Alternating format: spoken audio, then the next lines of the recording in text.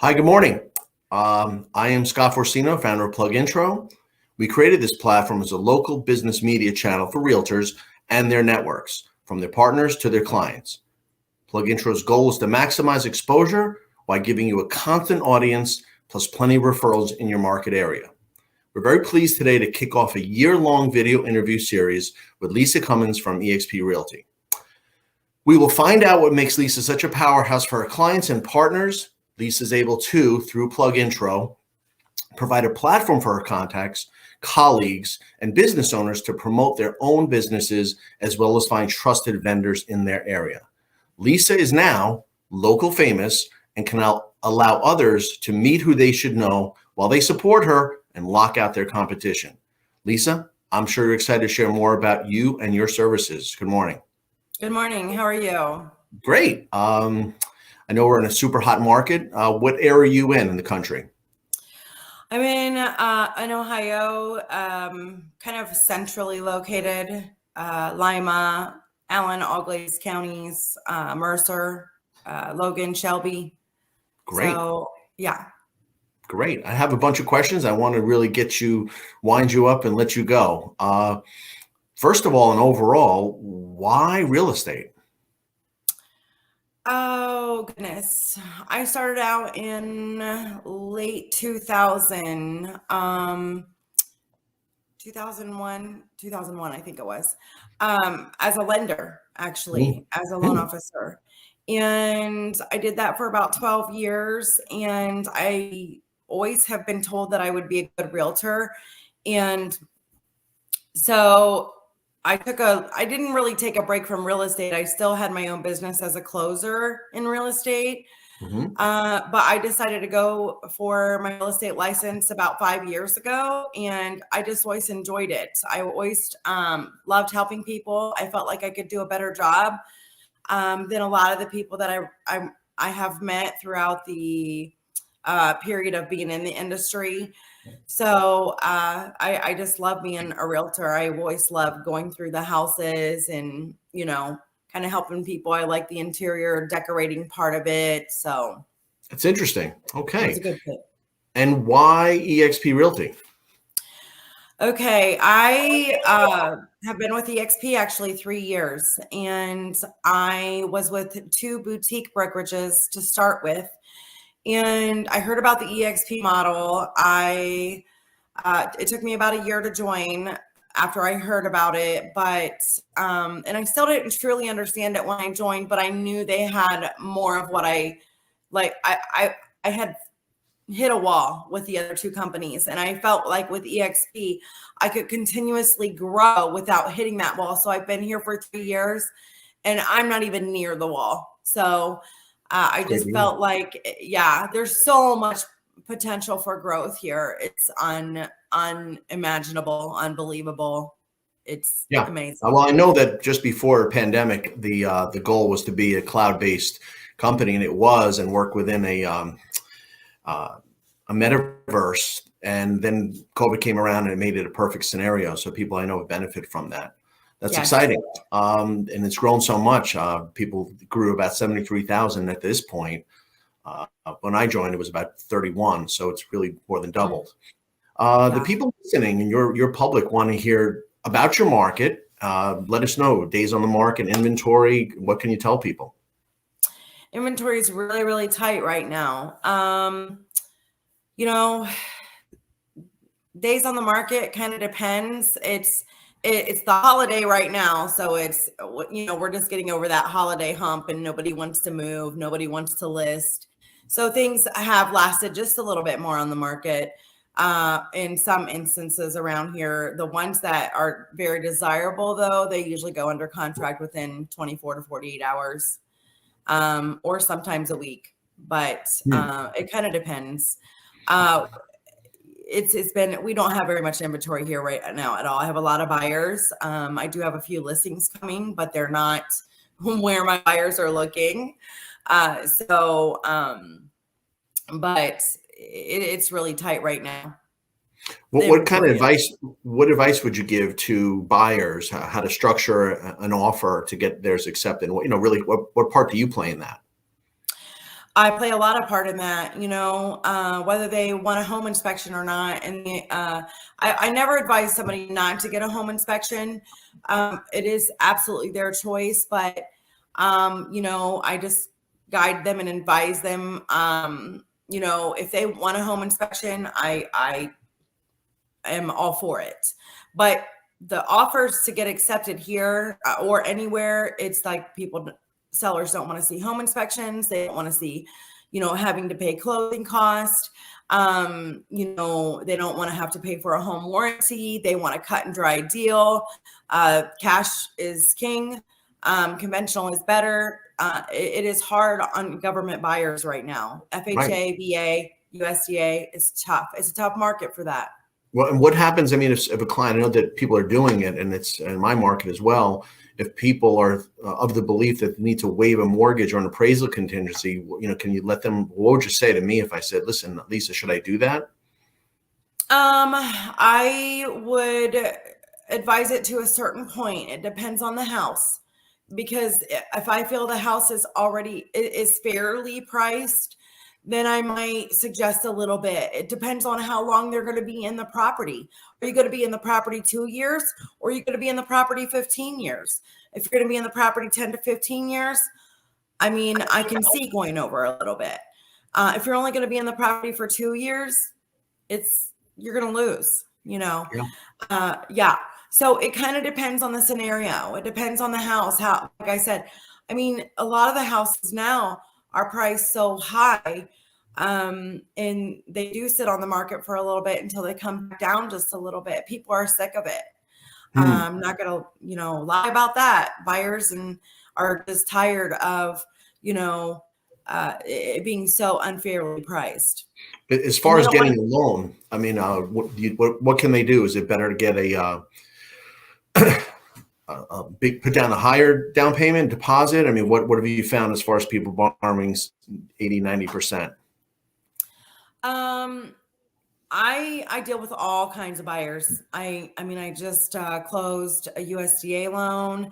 I'm negotiating a cash offer right now. I have another loan that just closed conventional a couple of weeks ago. So I deal with all kinds of buyers. But I mean, the biggest thing is if you guys can keep your credit good and if you have problems with credit, you need to contact me. I can help you, and I can also get you in touch with a lender. I also know a credit repair person who is amazing. And so, the biggest thing is keeping your credit clean, trying to save as much money for down payment. That conventional loan is going to get you a home quicker than if you were an FHA, USDA, VA buyer. I know that sounds horrible to people who can only qualify for USDA or for government loans right now, but it's the honest truth. I mean, I feel bad for some of the buyers because the sellers don't want to deal with government loans. But I mean, I haven't had too much of a problem. Most of the time, it's the house that won't qualify. I've heard that said. So how do you handle if I'm a seller with a bunch of decent offers, and maybe they're even the same amount, or some over asking? I mean, I know other processes that other realtors have taken. What's your process in advising the client or working with the client to select one of the offers? It kind of depends on the house. If I have a listing at $180,000 and I have an offer at 170, that's a conventional buyer, but there's an offer at 178 or 182 for a FHA or USDA buyer or VA buyer.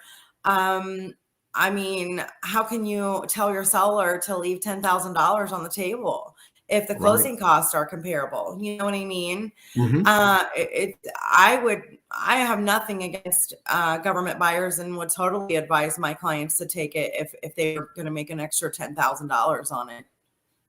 Is it of any importance? I wonder how this has happened in your market, where a buyer, a very, very qualified buyer, has a house to sell versus another one that does not. I mean, what's the approach with the person that actually has a house to sell? I mean, that's a pretty tricky issue. I mean, what can you do to help them there? It's a very tricky issue. if I have a seller and we get 2 offers in, and one has a property to sell and one does not, it kind of depends. I mean, what is the offer? How much of a difference is it going to be for a profit for my seller? That's one thing. The other thing is the contingency for the one that's for the house that they need to sell. Is it already under contract? How close to closing are they? That's Have huge. inspections been done? Has an appraisal been done? Because, you know, those are all things that can make a deal fall apart. Lisa, I completely agree. And I think that is an area, if I had to pick one area that really distinguishes agents from others, the top from the regular, normal, run-of-the-mill, getting deep into the background of a deal. And it's been my experience that agents don't do that. They really, I mean, sadly, take what the information they're given without getting too deep into it. I know that some buyer's agents actually are protective of their buyer clients' existing deal. That never made sense to me. No, I believe in communication and I believe in digging. I believe in research.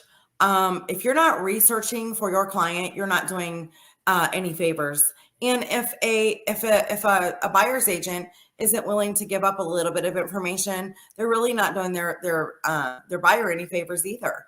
I mean, you got to work together to make the deal happen. And I mean, even if it looks like something is going to fall apart, you better figure it out and try to save the deal. I mean, you've got to ask questions. I cannot stress that enough. Do the research, take the time. We are paid to do a job. And if we're not doing it properly, we're not benefiting our clients. Yeah, I mean, that's important. Another reason, I mean, you and I spoke about is the resource you are to your clients, whether it be other members of the industry or contractors. I mean, who is in your network, and what do you think that really the value that you bring for those other professionals?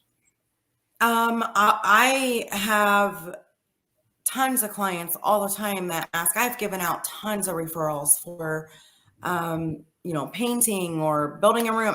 Actually, today I have a showing, a second showing on a house, and that we're currently like started to negotiate an offer on. And you know, they want some things done.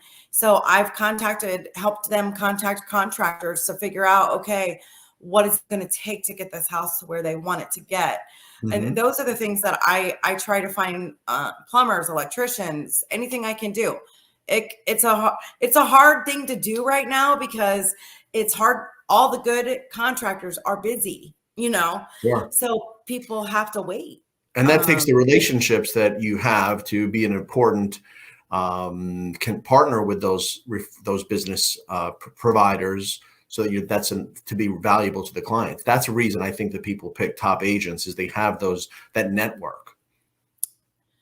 It's true. I mean, like I get a lot of business from past clients, but I also refer out people who people are happy with, you know, their work as far as painting or flooring, you know, and so it does help. Within your real estate deal, whether you're closing someone, buyer, seller, I mean, which of those members of the industry, of the transaction itself, I mean, have you worked with that you could recommend and could be of value, whether it's the title or the insurance or the home warranty? I have a couple of title agencies that I work with on a regular basis. I have, you know, like I said, painters and HVAC people, and plumbers are kind of hard. I kind of tend to go when it comes to electrical and plumbing. I tend to go to kind of a local business because, you know, it's going to be done and it's going to be done right. Because some people think that they can do plumbing and they can't. So, and they don't know the guidelines. They're not really licensed. You know what I mean? And you can't have that with something as serious as plumbing or electric. Forget it. Right. So I try to stick with people like local companies on that, and people I've used personally and have done me well and done the right thing by me. That's the kind of people that I'm guessing that you've had a real history of referring back and forth, or at least making introductions to your service providers. I think that's really important. Can you give us any, success stories or crazy stories about your network and providing that services to your clients? I have a few stories. I mean, um, I had a client that they were a seller and a buyer. We sold their house and found them a house. And, one of the things, they were like, we want some painting done. And I said, oh, I know a guy that can help you. So, I referred some people to them, and they chose one of the guys that I had actually personally work on the rental that I live in right now. And, he did a really good job. I mean, some of their drywall was not really attached like it should have been. So he went in and reattached all their drywall and, mudded it and painted it. And my people are completely happy with it. Because I referred people that I know how their work is, that's what I mean. I mean, if you don't refer people, that you've personally worked with, it's hard to know if they're going to do a good job or not. Of course, and that's the relationship with the might really hinge on providing that kind of service. And could you tell us a little bit about you, where you're from, and school, and family, and hobbies, and what's what makes you tick a Hobbies? little bit? Oh, what hobbies? Oh my goodness. I do have hobbies. It's just been crazy over the last couple of years. But I graduated from New Bremen High School. That's my New Bremen, Ohio. And I am divorced. I have one child. He is 22. He does live with me. He has a disability called agenesis of the corpus callosum, but he does amazing. And I'm trying to train him to eventually, hopefully, be on his own. That's the purpose of me. I just bought a house in Wapakoneta, Ohio, and I'm completely renovating it. I've been in the real estate industry for about 21 years, and I was a lender, and then I was a closer, and then I am now a realtor and I don't see me going anywhere because I really like what I do now. Yeah. Well, I mean, this type of video where people can learn more about you and why you're the right choice for their home sale or purchase is, I want your contacts and your public to know that this is only one aspect. I know this is PlugIntro for you will be your local business media channel. We will have two meetings a month for your local contacts to promote themselves and earn attention in your private forum. They're going to appreciate that.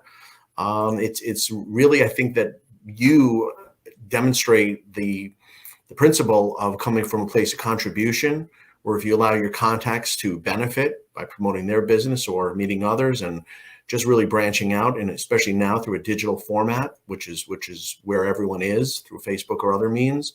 I'm really commend you for taking on this year-long forum. You're going to give a lot of value to others and give people a chance to really appreciate and learn more about you.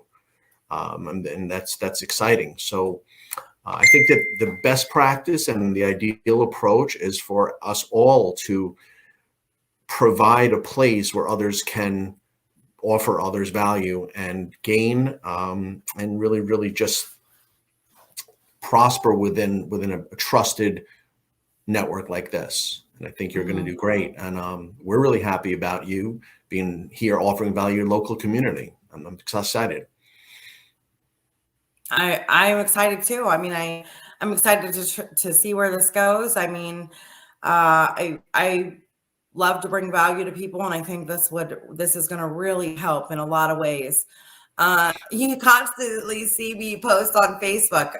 Do you know an electrician? Anybody know a plumber? Anybody know this or anybody know that? So it's great to be able to have a resource to go to and feel like we can. Yeah, well, I mean, when you post on social media and when people do that, they're really talking about themselves or a need, just like that. But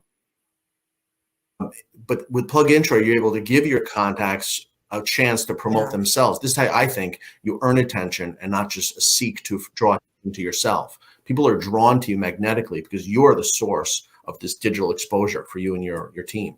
Yeah, it's going to be good. I think it's going to be good for me too, because it'll be a time saver, because I will remember, oh yeah, so-and-so in my group, they're a plumber, or so-and-so, they're an electrician or an HVAC person. It's going to be nice. Yeah. I'm really happy you're doing this. We are here to support you. I am Scott Forsino. Sophie is our executive digital assistant. She works at based on your needs and those of your local contacts. So get ready for a really productive year. Our public is going to know more about Lisa Cummins. We're going to make you and your contacts local famous and be the real go-to resource in your community. Thank you. Thank you.